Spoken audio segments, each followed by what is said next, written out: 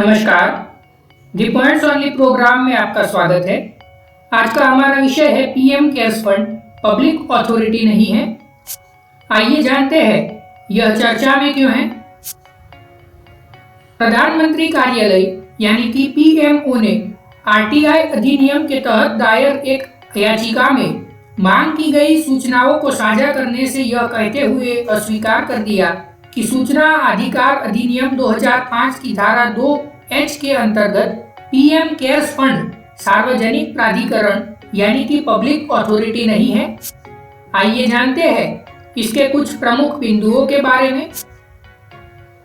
RTI आवेदन 1 अप्रैल को हर्षा कंदुकुरी द्वारा किया गया था, जो प्रधानमंत्री नागरिक सहायता और आपात स्थिति राहत कोष यानी कि पीएम केयर्स फंड के संविधान के बारे में जानकारी मांग रही थी। बेंगलुरु में अजीम प्रेमजी विश्वविद्यालय में एलएलएम की एक छात्रा ने पीएम केयर फंड के ट्रस्ट डीड और इसके निर्माण पर और संचालन से संबंधित सभी सरकारी आदेशों, अधिसूचनाओं और परिपत्रों की प्रतियां मांगी गई थी। आइए जानते हैं क्या है आरटीआई के तहत पब्लिक अथॉरिटी। आरटीआई अधिनियम की धारा 2(h) के अनुसार पब्लिक अथॉरिटी का अर्थ है किसी भी प्राधिकरण या निकाय या स्व सरकार की संस्था स्थापित या गठित, जैसे कि संविधान द्वारा या उसके तहत स्थापित हो, संसद द्वारा बनाए गए किसी अन्य कानून द्वारा स्थापित हो, राज्य विधानमंडल द्वारा बनाए गए किसी अन्य कानून द्वारा गठित हो, उपयुक्त सरकार द्वारा जारी अधिसूचना या आदेश द्वारा स्थापित या गठित की गई हो।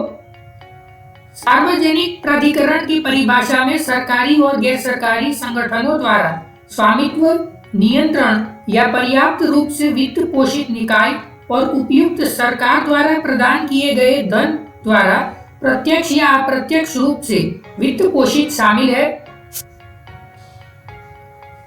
सरल भाषा में कहे तो सार्वजनिक प्राधिकरण में वो संस्थान या निकाय आते हैं जिनका गठन खुद सरकार करती है या फिर वह संविधान या संसद के कानून द्वारा या फिर विधानसभा के किसी कानून द्वारा गठित किए गए हो। आइए जानते हैं क्या है पीएम केयर फंड।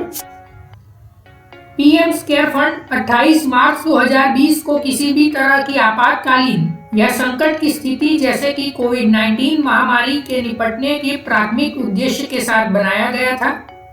प्रधानमंत्री पीएम केयर्स फंड के पदेन अध्यक्ष और रक्षा मंत्री, गृह मंत्री और वित्त मंत्री भारत सरकार निधि के पदेन न्यासी होते हैं।